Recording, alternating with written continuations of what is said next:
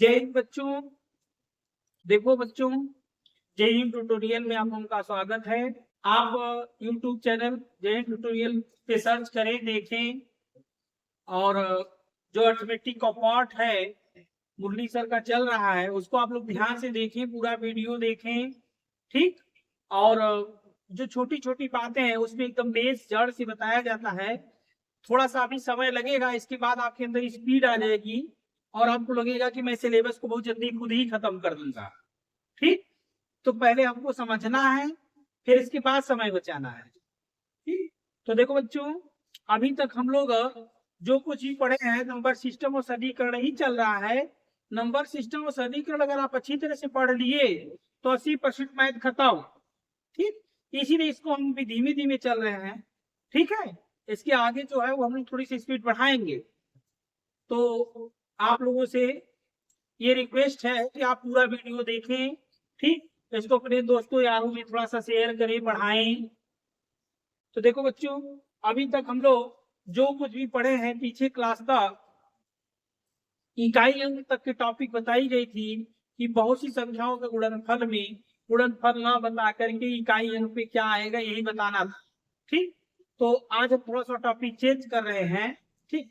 कोई नई टॉपिक नहीं है। पहले सबसे पहले आप लोग ये प्रयास किया करिए कि प्रश्न हमको कह क्या रहा है, प्रश्न का अर्थ क्या है, उसका शब्द क्या है।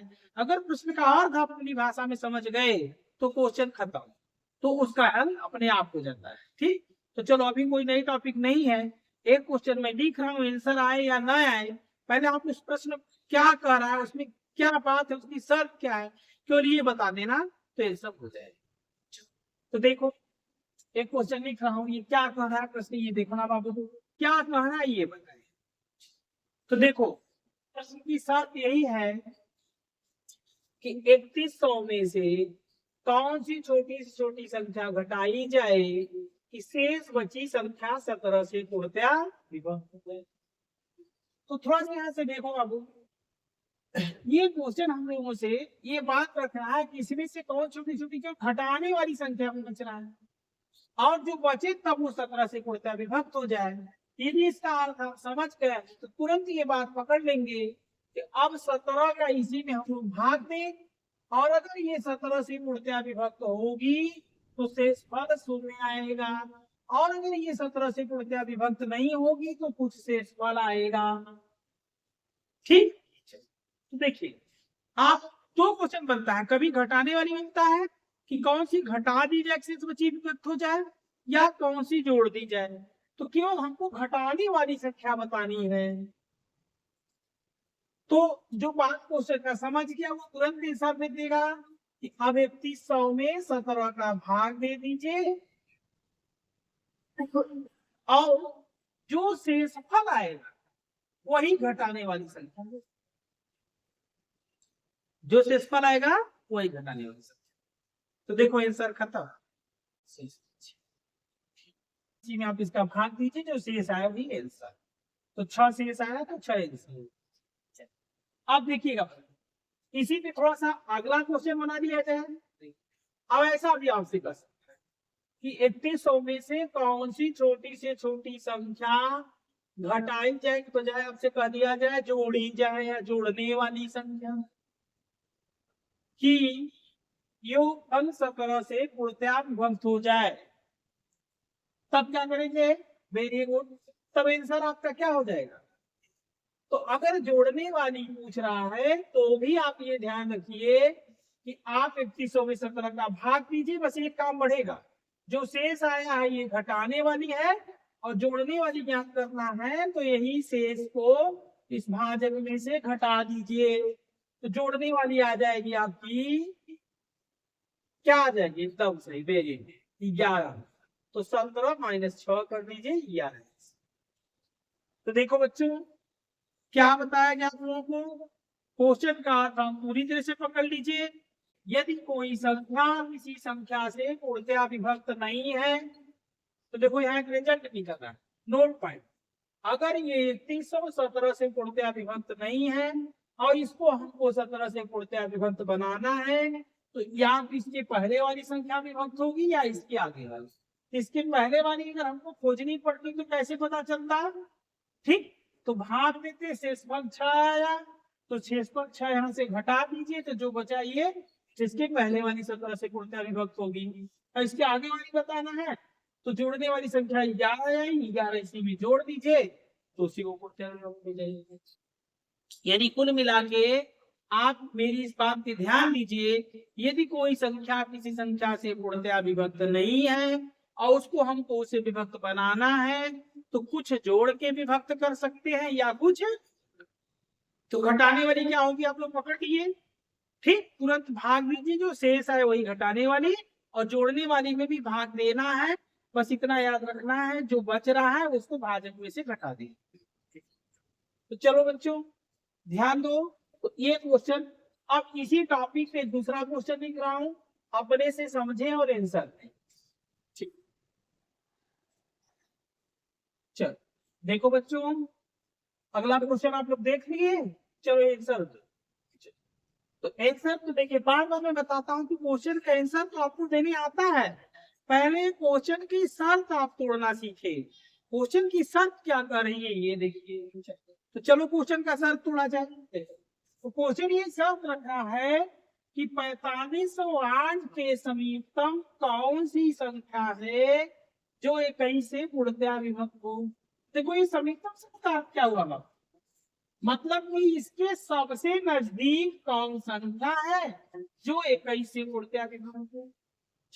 तो देखो अभी मैंने आप लोगों को बताया कि अब ये संख्या 21 से पूर्णतः विभक्त नहीं है, इसको हमको इससे पूर्णतः विभक्त बनाना है। तो मैंने बोला हूं कि यह संख्या इस संख्या से पूर्णतः विभक्त बनाना है, तो दो तरह से हम विभक्त बनाते हैं। कैसे? या इस संख्या में कुछ जोड़ दिया जाए तो इसकी आगे की संख्या इससे विभक्त मिलेगी, या इस संख्या में से कुछ घटा दिया जाए तो इसके पहले की संख्या इससे विभक्त बनेगी। तो यहाँ समीपतम शब्द लगाया है, तो समीपतम में अब हम दोनों से चेक करेंगे कि कौन इसके नजदीक है, इसमें जो जोड़ने वाली है वो नजदीक है कि जो घटाने वाली है वो नजदीक। ठीक, तो देखो इसमें हम आपको दोनों लगाना पड़ेगा। अब क्या करेंगे, आप लोग आंसर दीजिए। बहुत सही, देखिए आंसर आपको पता है 4508 में हम 21 का भाग दिए तो शेष 14 आ रहा है, यही बताया हो ना हाथी, तो शेष 14 आ रहा है। तो अब इसमें से हमारी घटाने वाली संख्या 14 हो गई और जोड़ने वाली क्या हो गई, जोड़ने वाली 7 हो गई। ठीक, एकदम सही, जोड़ने वाली 7 कैसे हुई बाबू, समझ रहे हो बाबू, 21 में से यही 14 घटा दोगे तो 7 आ जा रहा है जोड़ने वाली। तो अब समीपतम कहाँ है, तो अपने से सोचो कि इसमें से हम 14 घटाएंगे तो वो इसके समीपतम रहेगी, 7 जोड़ेंगे वो समीपतम रहेगी। चलो सोच के बताओ। बहुत सही, देखो एक बच्चा कह रहा था 14 तो बड़ी है, 14 घटा देंगे तो ज्यादा दूर जाएगी और 7 जोड़ेंगे तो और कम में रहेगी। तो आप इसका आंसर बस यही 7 इसमें जोड़ दो, तो आपका 7 जोड़ोगे तो 45 15 आंसर हो जाएगा। ठीक, तो देखो आप इस क्वेश्चन बनाने वाला दिमाग लगा दिया, समीपतम शब्द का क्या होता है आप पकड़ लिए कि जो इसके नजदीक होगी, और कोई संख्या की संख्या से विभक्त बनानी है तो दो तरह से बनाते हैं, जोड़ के घटा। घटाने वाली संख्या क्या होती है, शेष, और जोड़ने वाली संख्या क्या होती है, आपको पकड़ में आ गया है कि शेष जोड़ने वाली नहीं होती है, शेष को भाजक में से घटा दिया जाता है, तो ये जोड़ने वाली है। ठीक, तो चलो बच्चों अब अगला क्वेश्चन लिखा जा रहा है इसी टॉपिक पे। चलो देखो बच्चों, अब इस प्रश्न की शर्त पे आओ। चलो देखो एक ब्लैक बोर्ड पर क्वेश्चन लिखा है, इसको आप लोग ध्यान से देखें, इसकी शर्त समझे, हम क्या करेंगे ये बताइए, क्या करेंगे वो ये बता दीजिए, करें चाहे ना करें, करना तो आपको आ ही जाएगा। ठीक, तो देखो ये शर्त रखना है कि 5 अंकों की बड़ी से बड़ी कौन सी संख्या है जो 91 से पूर्णतया विभक्त है। तो आपको तुरंत 5 अंक की बड़ी से बड़ी संख्या में जानी होगी, तो 5 अंक की ये बड़ी से बड़ी संख्या हो गई, ये सबको पता है। ठीक, अब हमको इसे 91 से पूर्णतया विभक्त बनाना है, तो अभी मैंने बताया हूं कि कोई संख्या इस संख्या से विभक्त बनानी है तो क्या करना पड़ता है, कुछ जोड़ना या कुछ घटाना। तो चलो यहाँ पकड़ के बताओ कि जोड़ेंगे कि घटाएंगे, सोचो अपने से सोचो। देखो 5 अंकों की बड़ी से बड़ी संख्या है, अगर हम लोग इसको 91 से पूर्णतया विभक्त बना रहे हैं और कुछ जोड़ के बनाएंगे तो शर्त भी बाहर हो जाएगी, तुरंत 6 अंक में चली जाएगी। तो आपको तुरंत पकड़ना होगा कि घटा के बनानी, ठीक। तो घटा के बनानी है, आप लोग अपने से पकड़ लिए। तो घटाने वाली संख्या अभी तुरंत बताया हूं, क्या बताया हूं तुरंत, मतलब इसी में 91 का भाग दीजिए, ठीक, 91 का भाग दीजिए इसमें, और जो शेष आए वही घटाने वाली संख्या होती है, तो जो शेष आएगा उसी को देख लीजिए। तो देखो भाग दे के बताओ, ठीक। चलो भाई, कोई बच्चा बता दिया कि सर इसमें इसका भाग दे दिए तो 81 शेष आ गया, टेंशन खत्म कर क्या। तो अब यही 81 जब शेष आ गया तो 81 इसी में से क्या करो, घटा लो, तो 5 अंक की संख्या आ जाएगी। तो 81 इसी में से माइनस करके देख लो कौन सा आ रहा है, ये आ रहा है, ठीक, यही आपका आंसर हो गया, ठीक। तो देखो बच्चों, अब क्वेश्चन बनाने वाला कभी जोड़ने वाली, कभी घटाने वाली, कभी 5 अंकों या 4 अंकों की बड़ी से बड़ी, या थोड़ा सा ध्यान देना, अगर क्वेश्चन बनाने वाला ये सब बदल दे, सब कुछ ये रहने दे, अब ऐसा कह दे 5 अंकों की ये बड़ी से बड़ी जगह पे छोटी से छोटी शब्द लगा दें, जो 91 से पूर्णतः विभक्त हो। अब क्या करोगे बताओ, तो ठीक, बहुत सही। तो देखो अब 5 अंक को छोटी छोटी लेनी है, तो तुरंत आप आंसर देने के लिए ये सोचेंगे 5 छोटी छोटी ले लेंगे, 91 से भाग देंगे।